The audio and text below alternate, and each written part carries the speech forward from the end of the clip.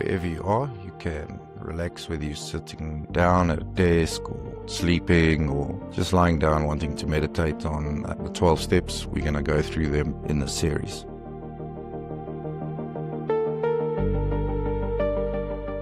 So we admit that we were powerless over our addiction and that our lives had become unmanageable. Okay, cool. So we can all read what it says. We can all read what the step is trying to say to us, but let's reflect a bit about that.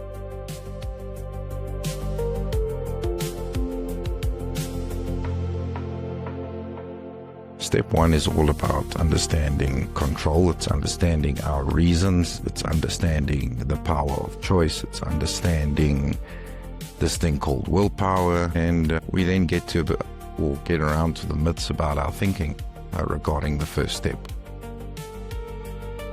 It's where we start. So many addicts and alcoholics in recovery, they feel that this is extremely revolutionary.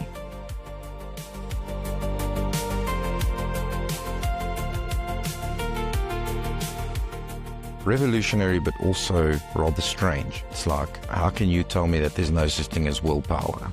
I can stop whenever I want to stop. Why do I have to be like these people? Oh my word, what have I gotten myself into? Is this some type of cult? What is this? This is madness. I remember when I was working my first step, when I first went to treatment, I couldn't understand how somebody could tell me that the answers I provided, I wasn't digging deep enough. No, they weren't good enough. I had to change them, or at least start to be real with myself, because perhaps I'm tackling this task with a mental effort instead of a heart effort. So for a good 6 months of my treatment, I became a step one actor. And by that I mean a complete intellectual task, pink cloud, fairy effect of what recovery could be. By that I mean I hated recovery from the beginning, and then all of a sudden, like 3 weeks later, I was changed. I was great. I was 100%. I had understood this thing of control, and yes, go recovery, go God. And I was never real with myself. So those 6 months took 6 months for me to really start to grasp what this lifestyle of recovery actually is.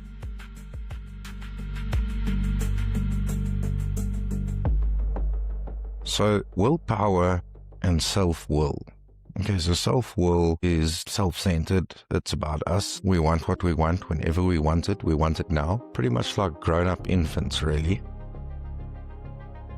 And willpower is this illusion that we are the controllers of this thing, this beast, this disease. We can choose when we will use, and we can choose when we won't use. We can ultimately decide whether we are going to stop using, or we can ultimately decide where, the fact that we'll continue. And many of us choose to continue because we know deep down that denial is very beautiful, because deep down we actually believe that we can stop.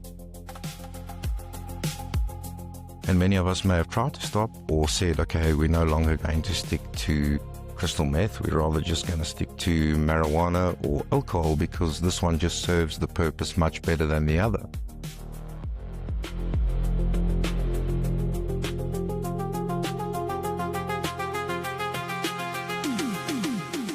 So step one is the first step to freedom. I admit to myself that something is seriously wrong with me, with my life. I've created an array of situations that are a complete mess.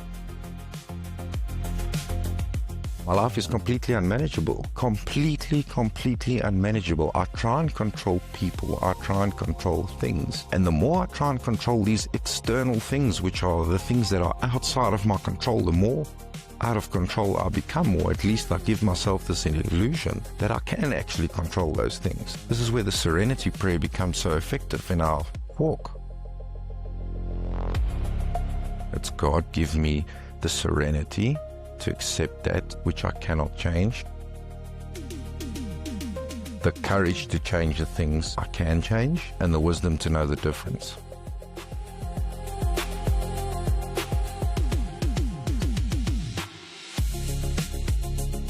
What difficulties have you found in distinguishing the things you can control and the things you cannot control?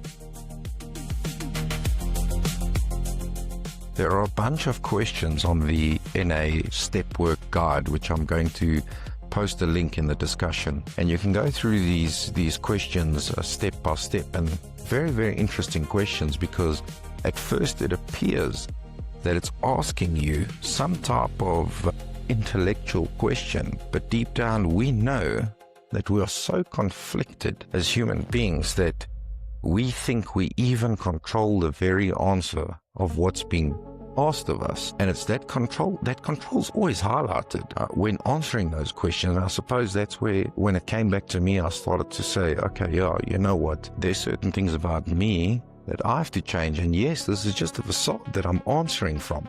I'm answering to try and present. I'm answering to try and be something I'm not, or at least explain something I am, but in a calculated manner, a manner that is deceptive, in a manner that keeps myself in a place where I'm not being real.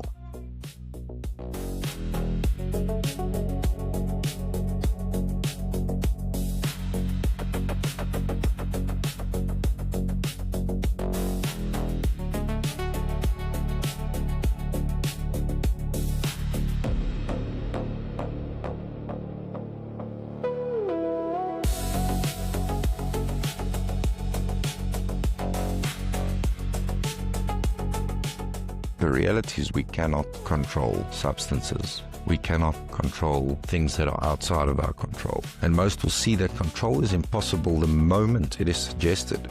Whatever the outcome, we find that we cannot control our using for any length of time.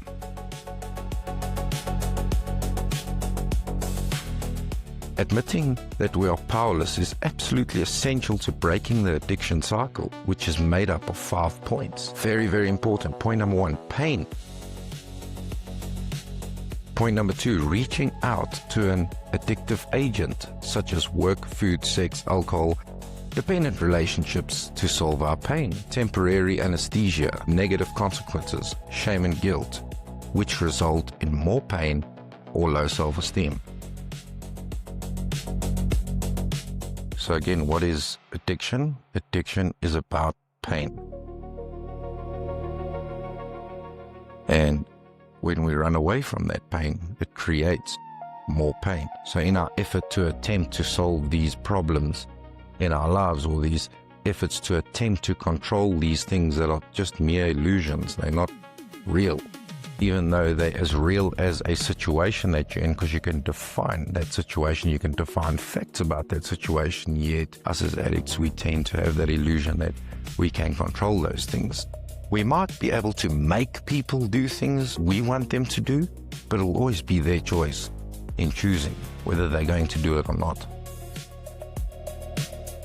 Can you really define or really make a person love you? Let's look at that relationship. What about 3, 4, 5, 6, 7, 8, 9, 10 months down the line, a year down the line, 2 years down the line? They start picking up different things about you that you never presented with. So in approaching recovery, we first meet, or people meet, this thing called our host. And that's for some people, you know, it's not, I'm not using a blanket statement over here. Some of us tend to be quite forthcoming, whilst others not. If you look in the natural human nature way of doing things, when we're going out and we're meeting people, we wearing these different caps, we're wearing these different hats in situations that we're in. So people tend to meet our host. But when things get real and we can't seem to hold onto it any longer, that's when the cracks start showing. And I suppose with me being in treatment, that whole step 1 actor, for being so long hung up on the step, practically not seeing it, mind you, practically not seeing it, but intellectually thinking that everybody could. That everybody could see that I was living in recovery.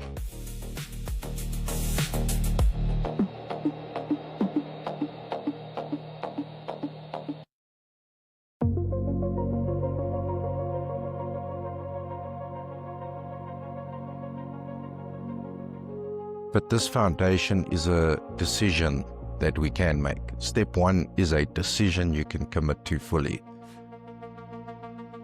It helps us to identify with other addicts. It helps us to identify within their experience. And only with me doing that step one day at a time, being in groups, at meetings, understanding where people are coming from, gave me the desire to want a connection, or at least want something that they've got that I don't have. Because I know for far too long I've been lying about, or lying to myself. I want that freedom that they experience, and the more I listen to them and the more I connect with other people, the more I realize the stories that they are sharing. It's like they're telling my story. It's like they're telling my emotional burden. It's like they're telling my mental prison.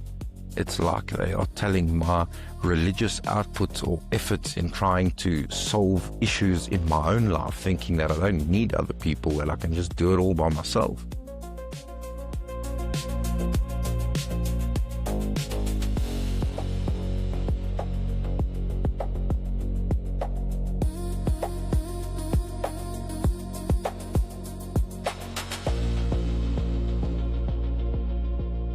So the first step gives us a way out of self-centeredness of our disease. No longer must we obsessively defend our errors or compulsively try to handle problems that are beyond our control. There is no question that we were deliberately destructive or to ourselves as our addiction progressed. Our disability stems from an inability to recall our own experience accurately or to benefit from the experience of others. This is not because we like the way we had become, but because the disease had rendered us disabled. This form of self-deception limits us, or our ability to be accurate in our perception of reality. Some of us have refrained from making major decisions altogether when we first got clean, in order to give ourselves time to recuperate. This can free us at times from many of the pressures that sometimes add to our initial confusion about recovery. We must, however, take care and we must not continue to practice beyond its intended purpose. From the beginning, we start catching up with what we've been missing due to our disability. So that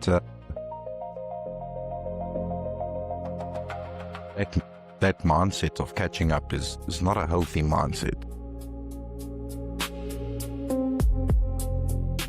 So when we are identifying with addicts in recovery, it's an amazing and very moving experience and journey. It's real, it's authentic. I've always enjoyed conversing with recovering addicts above normal, inverted commas, normal people in society. It just seems that whenever you're speaking to recovering addicts or addicts, the conversations are real, they are raw, and I suppose that's what gets me going, not because I'm interested in other people's pain, but rather I'm interested in connecting with other people and developing those relationships and watching people grow, not being judgmental of what we've been through together, and knowing that no matter what you say, you can connect to other people. And it aids and helps in admitting that we are powerless over our addiction. Now, powerless over addiction doesn't mean, okay, cool, well, now I can just get pissed every day or get wired, and it's just because I'm powerless over my disease. No, there's certain steps we need to take. We need to be able to connect with other people, go to meetings, go to counseling sessions, go to other forms of group work therapy, learn to be real with others as well as being real with yourself.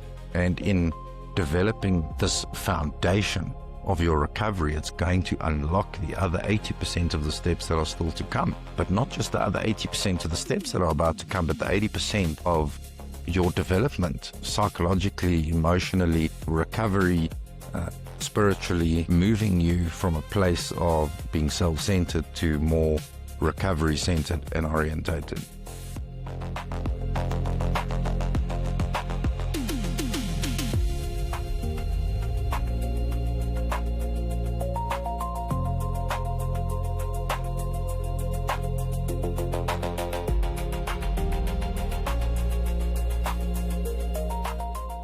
So today we are grateful for this step.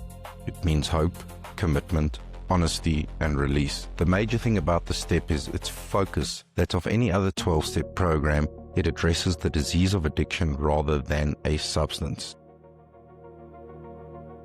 So huge differentiating between the substance and the disease. If you want more information about the disease of addiction, go look in our previous episodes with What is Addiction. We speak more about what the disease of addiction is. So the issue is not the control of the drug, but the disease.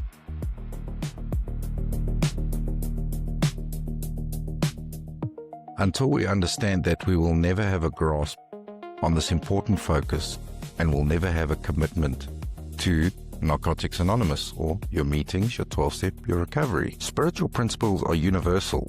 NA is the only program we know of that allows us to this type of universal freedom of understanding. So spirituality, a sense of being connected, not just to your higher power, not just to God, but also to those who are walking the journey with you, whether it be your counselor being recovering addict, whether it be your groups, whether it be members of your church, whether it be members that are going through issues in their lives that you can also relate to. That spirituality is a sense of being connected to something greater than. But remember, the whole is not going to operate without the sum of its parts, and the sum of its parts, you are one of those parts, and you're very integral in the recovery process, not just to yours, but to those around you as well.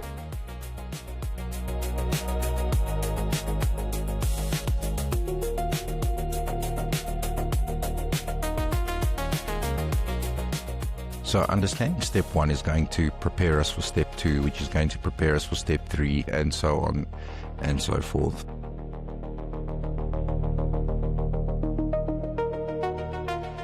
So connect with your higher power. Pray for the awareness to understand the step, not based on our own reasoning and our faulty ways of being able to perceive what the step is, but also get feedback from others to understand. There are many things I can teach you, and most of all would be a lesson of just don't do what I did type of thing. But I'm kind of glad of all the experiences I've had in walking with recovery, whether it be ups, whether it be downs, whether it be lapses in behaviors or whatever it may be. There's always been an experience and a lesson to that, which I'm very grateful for. But I'm the most important person in this world. You are the most important person in this world. And as such, you need to take care of yourself. So in order for us to take care of ourselves, we get the feedback and the input from the other people, just like the other people are going to rely on you when they may be in a place where things just seem a little bit too much sometimes. Or getting them to a place of building a foundation, saying, I'm powerless over my addiction and my life has become unmanageable. Okay, so how has my life become unmanageable? Well, break up your life into certain aspects. So break it up into physical, break it up into mental and emotional, i.e. psychological, spiritual. What's it done to your relationships? What's it done to your family relationships, your spiritual relationships, and so on and so forth. So, if you haven't yet listened to season 1, which is the addiction and hijacking the brain, there are a series of topics, okay, that address addiction from different aspects. So we kind of dissected it in the first season. The second season we drew reference to, or the seasonal extra, we drew reference to how low self-esteem is strongly coupled with that self-centered addiction being rooted in this, is a disease rooted in the spirit called self-centeredness. And in that place of self-centeredness, going into that place with you, we then speak about the levels of pain, and then we then speak about that this and that you and that us, our fellowship, our community, everything is going to be okay, but that there are methods and steps that we can take along the way to getting to that place. Initially, we hate change, but we also hate the way things are, so something's got to give. Let's do the steps. Let's understand the topics to get to that place. It's one day at a time. It's one incremental step after the other.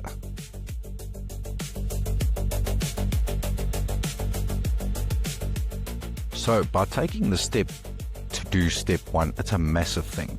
It is the foundation of your recovery. Think beyond choice, think beyond willpower. Sometimes you are going to not want to go to a meeting or not going to want to tell people, listen, I'm messed up. You're not going to want to tell people that, not at all. But just by kind of dragging yourself there, or at least having a sponsor or a member to say, hey, get your ass to a group or to a counseling session or talk to someone now, it helps.